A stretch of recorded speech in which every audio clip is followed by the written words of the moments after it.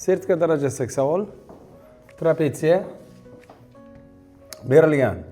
Trapetsiyaning bir yon tomonidagi ikki burchakdan bisektrisa chiqqan va bisektrisalar kesish nuqtasidan uchidan boshlab hisoblaganda 6 va 8 bo'lgan kesmaga ajratgan.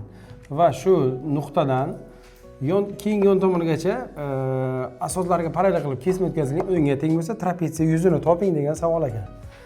Bir yon tomonga yopishgan ikkita burchaklar yig'indisi 180 gradus ekanligidan bisektrisa bo'lsa, demak alfa qo'shilgan bitta 90 bo'ladi. Demak o'z-o'zidan mana bu uch burchak deb qarasak, o'rtada bu 90 gradus bo'ladi.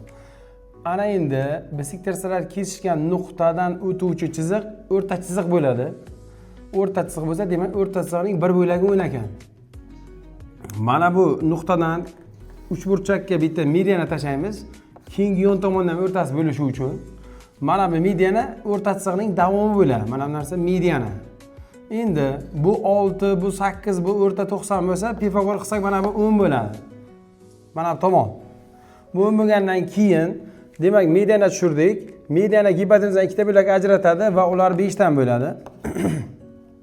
Va to'g'ri burchakli uch burchak bo'lgandan keyin shu 5 mediananing o'zini uzunligi ham 5 bo'ladi. Demak bizga o'rta chiziq keldi. 5 qo'shilgan 10. O'rta chiziq ketdi. Endi bizga balandlik kerak. Mana shu uch burchakdan biza shu uchidan, to'g'ri burchak uchidan biza gipotenuzaga bitta balandlik tashlaymiz. Balandlik tushiramiz. Ana shu balandlik mana bu nuqtadan kichik asosgacha bo'lgan balandlikka teng bo'ladi. Bu tomongacha bo'lgan balandlik ham teng bo'ladi. Teng bo'lishiga isbot bor. Aytadi, bisektrisaning uchidan, bisektrisa bo'lgan chizig'idan bisektrisa tomonlarigacha bo'lgan masofalar teng degan qoida bor. Tushunarli? Ya'ni mana bu yerdan bisektrisa, mana bu bisektrisaning o'zining uzunligi bisektrisaga tegishli bo'lgan istalgan bir nuqtadan bisektrisa tomonlarigacha bo'lgan masofalar teng degan qoidadan bu h bo'lsa, bu ham h bo'ladi.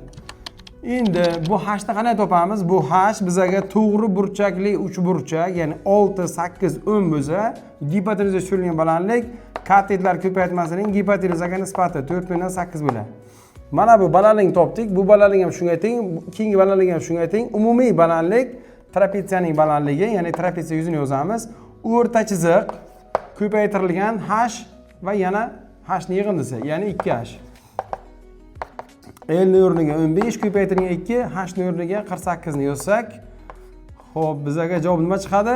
Ko'paytirsak 30, 3 kara 48 bo'ladi. 144 degan javob chiqar ekan. Misol mana shu tartibda ishlanadi. Yaxshi misol ekan. Eslab qoling bu narsani, qayta yana o'zi ishlang.